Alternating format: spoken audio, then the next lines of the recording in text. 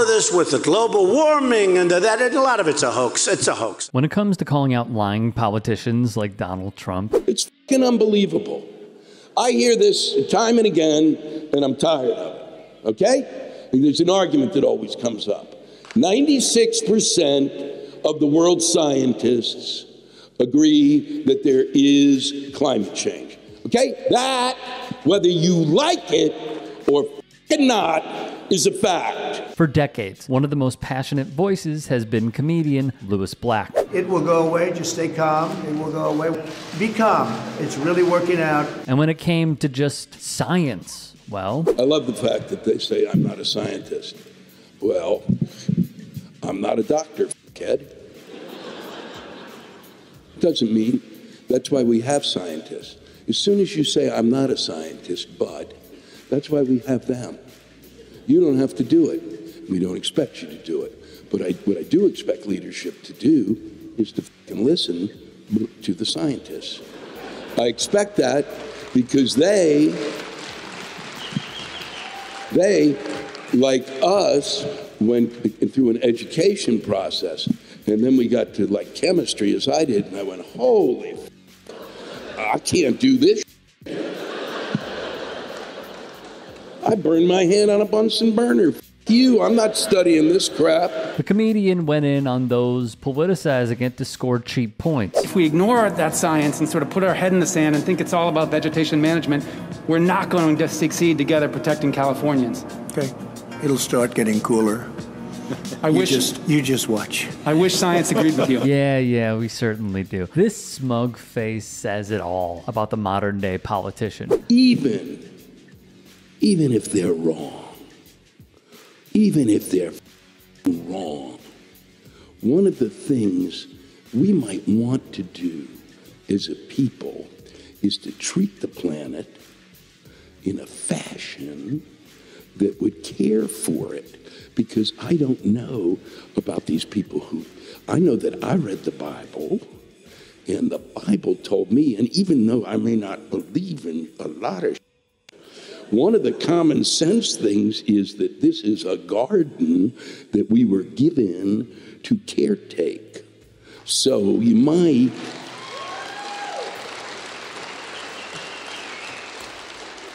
But if you need a prophet, if you need to get that fucking prophet, go ahead, just barrel through.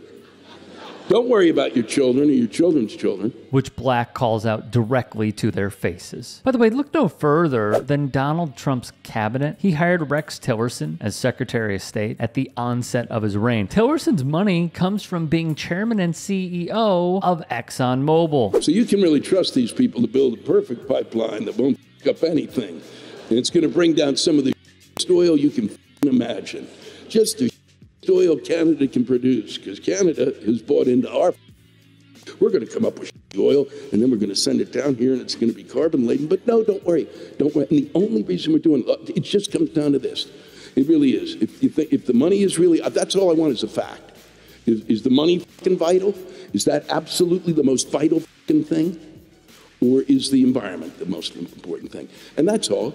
That's all I want to know. If the money is absolutely more vital than the environment, then do it. But that's what this is a case of. Fantastic points on the intertwining of the ultra-wealthy, climate change denial, and religion. Many Pennsylvania towns, once thriving and humming, are now in a state of total disrepair. This wave of globalization has wiped out totally our middle class.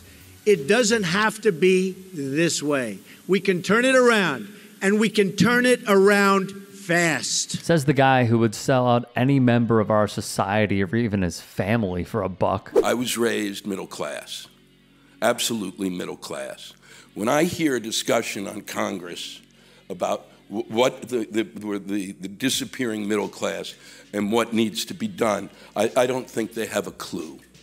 I don't think they have any sense of history. I don't think they have any idea of how it works. But you have to realize that there was a sense in the community that I was in where everyone was middle class, that there was truly a sense that somehow everything would be okay, things would be taken care of. There was, we went to we had a thing back then, and I know this would come as a shock here in Washington, called taxes. And listen to the lack of a laugh in this room.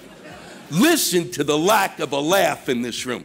Taxes. Ha, ha, ha, ha, ha, ha.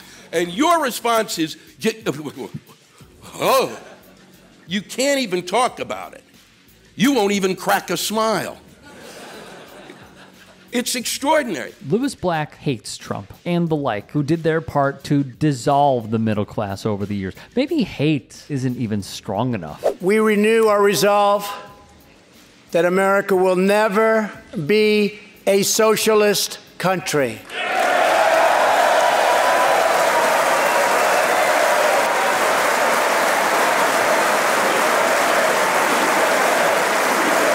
Because just about every member of Congress is a staunch capitalist. I do say that I'm a socialist, and I am a socialist, and that is about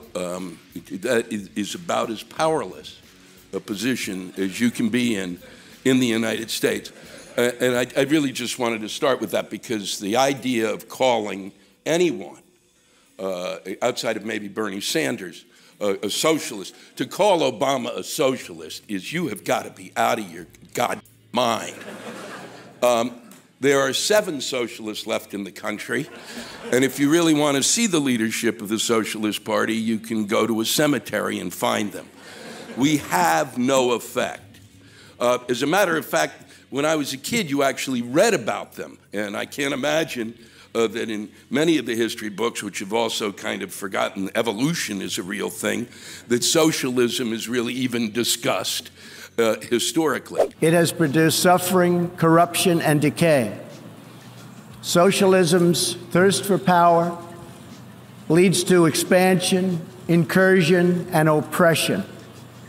All nations of the world should resist socialism and the misery that it brings to everyone. He's talking about himself here, obviously. I don't know what we're at.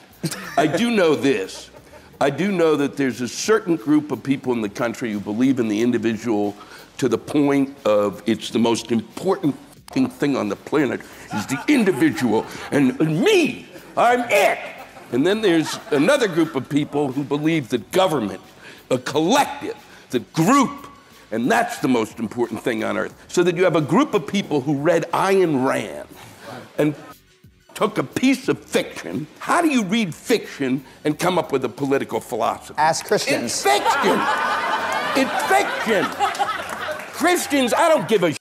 That's a book that somebody at least comes up with some mumbo jumbo and stands there in a hat and does some shaky things, and it makes it work. I'm talking about somebody by themselves reading a book and then coming out with this libertarian thing and the beyond that we are it. I am the most important thing on the planet. And that we are teetering at that position now where these people believe that the individual is so profoundly important and the government and the collective is a piece of shit. Today we're proposing to take American air travel into the future, finally. Right? This is the goal all along for the ultra-wealthy. Woo our politicians and make more money. And the main problem with Amtrak is it's government run. Okay, that's interesting. Is that the problem? Is government the word that's bad? Government? Would Enron have run better? Would these guys who just basically destroyed the economy? What is it? At what point doesn't anyone comprehend that government is not a word? It's people. It's people who do the job. That's what it is. And whether you're working in a business or you're working in government, there are rules, and you follow those rules. And it's the people in those positions who are responsible for it, not the government. The who was in charge, who decided, wait a second! Because if we're going to get into that, you're insane. Because to say it's Clinton's fault that he picked a schmuck Then look at numbnuts here and the amount of idiots he picked. They both pick them. But it's sad that we reached a point where government service is a dirty word, where it's shoveled behind. I come from D.C. My father worked for the government. He did a hell of a job for them. And I'm sick of people demeaning it. If we're the greatest country on earth, maybe we could have the greatest government. When he learned Donald Trump would be on the very same stage he was at that moment, Black shared this story. Donald Trump will be at this dais soon. No. May 27th. I'll see you. May 27th, if you want to come back. Yeah. What would you say to him? I would say to Donald Trump, oh, God. Well, I did a thing on Donald Trump about 3 years ago on The Daily Show. I seriously can't remember what it was, but it wasn't nice. But it wasn't mean. It was funny. And I don't think you should, well, we'll talk. That's what I'd say to you is next about having him here. But I got a call from his secretary calls and says, Donald Trump wants to talk to you after I did this thing the next day. And I was really busy and my parents were coming to town and I was like, so I got my assistant to call his assistant to say, I'm a busy man. And I'm thinking, and then he called the next day. He had the assistant call. I'm going, what are you me? I'm a comic and I got too much to do to have a conversation with you.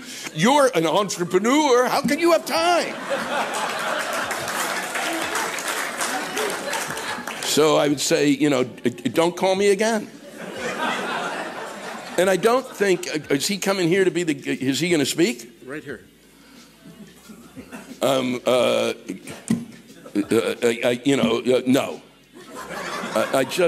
I don't think we should. He's had his time. You just zip it.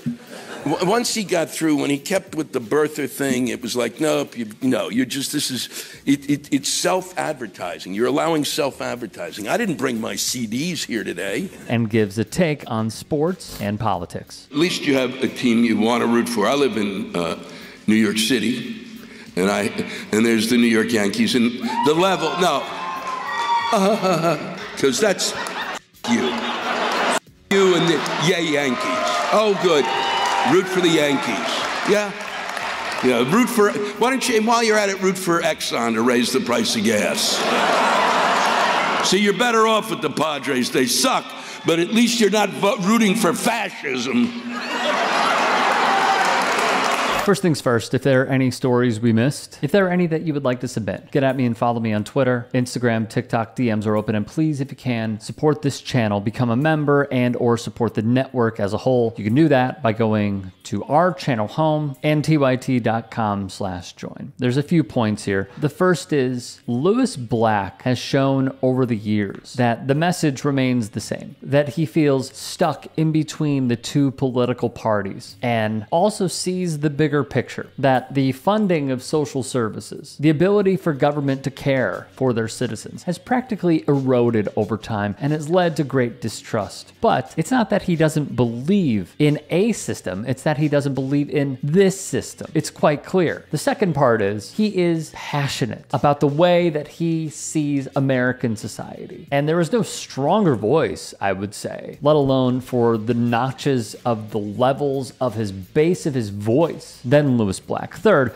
to hear that he is a socialist is music to my ears. And the line that he said, if you want to see some of the great socialists, just go to where they're buried because they're not around anymore. It's true. It's true. And the reason for that is we have, as a society, propped up and given credence and power and unfounded respect to the ultra wealthy, who then see a small slither of an investment to those that are lawmakers. The lawmakers take the money and then do their dirty work legally through legalized bribery. There have been many decisions over the years when it comes to the Supreme Court that have allowed and enabled this to happen, and Lewis Black sees it, and I hope you do too.